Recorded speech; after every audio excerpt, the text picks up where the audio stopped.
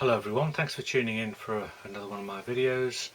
It's been quite a while since we had the time to do one of these, so apologies for the big gap since the last one. There's been all sorts of things going on, family wise and whatever else. I had got the latest A to Z video, which was still on the Floyd, pretty much completed, and it took an age to do, and it was basically the wall, but unfortunately I didn't save it, and I lost it trying to do something else, so my own mistake. I've got to go back and redo that from the start. It was turning out quite interesting actually, because I was mixing studio stuff with live stuff, so trying to blend tracks in. I think it came out pretty well actually, but it did take an age, so I've got to get back in and redo that. There may be another Floyd after that, which will be Final Cut and bits and bobs maybe, and then we can move on from the Floyd on that project. But it's something that'll sort of drift along until we finally finish it off. In the meantime, there are some new boots coming through, which I'll show you pretty soon. So we're looking at I think Bowie, Floyd, Sabbath, and so yeah, we'll do a new video, on on the bootleg front. But of course, what we've had in the last few days is the Lamb Lies Down on Broadway Genesis 50th anniversary box set, which I will do a separate video on, and there's lots of people doing the unboxings, so I don't necessarily need to do an unboxing for you, but I'll just give you my comments on what I think of it as a set. But this one is nothing to do with prog or bootlegs. Now, I was very much a 70s child, as you know. I wasn't that into the 80s music, and certainly wasn't that into the 90s music. But having children who grew up as teenagers in the 90s, it was pretty much impossible to avoid Oasis, and I think you still need to give them a bit of attention these days, because they remain a very trendy band. Now we've just come to the 30th anniversary of What's the Story Morning Glory, and there's been a few different versions of it come out, and there's two that I've ordered, one of which has come through already, one of which is on the way. But I thought I'd show you this because from a coloured vinyl perspective it is quite spectacular, surprisingly so. So this is it.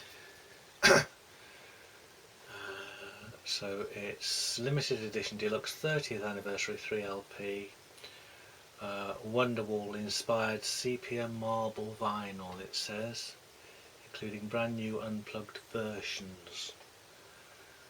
So this was through Amazon. I think it might be their own kind of particular edition,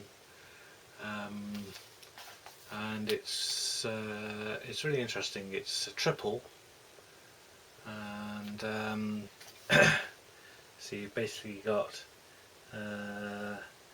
unplugged tracks on sides 5 and 6, and all the blurb really is here on the back. So Johnny Hopkins did the blurb for the album, and it's quite a nice presentation. You've got a slipcase, and the inside, if it'll come out, a bit persuading. So that comes out of there.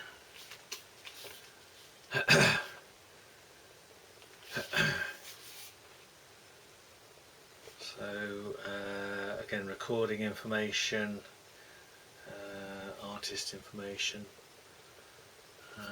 and then this is again, it's like a slipcase, but the 3 records come out of there, and and then they've each got their own inner sleeve. I'll show these properly.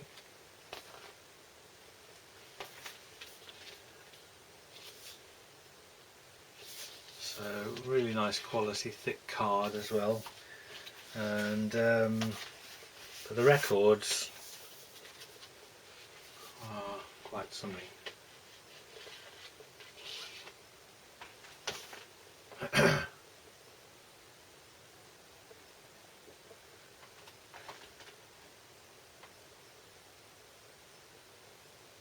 So I think when they talk about the sepia, I think they mean the kind of base colour, because it is a kind of a faint brownish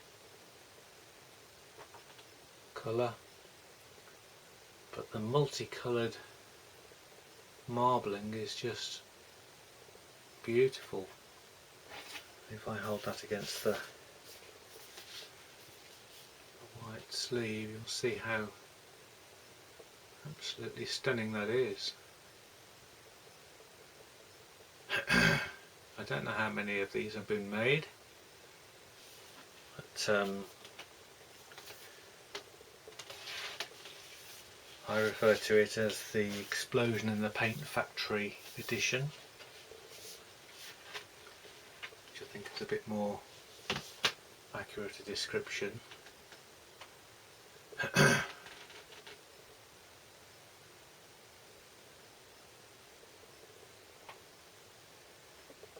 You have pretty much got every colour going.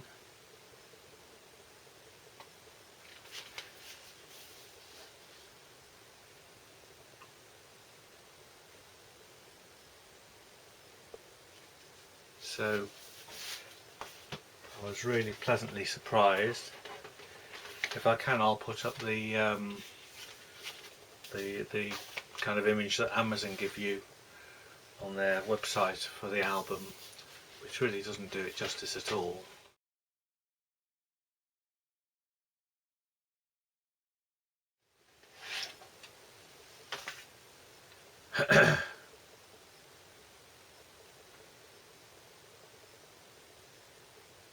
That's the first disc, that's actually disc 1, slide 1 and 2.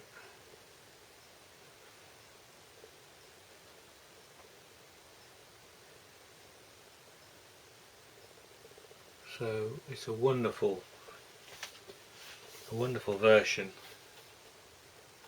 to have, and I recommend, if you're into coloured vinyl, certainly to check it out. So the other version that's on its way, hopefully before too long, is more of a kind of a splatter. And yeah, we'll see whether that lives up to the hype, but this certainly more than lives up to the hype. So yeah, classic album of course, and I think most people kind of rate this above, definitely maybe.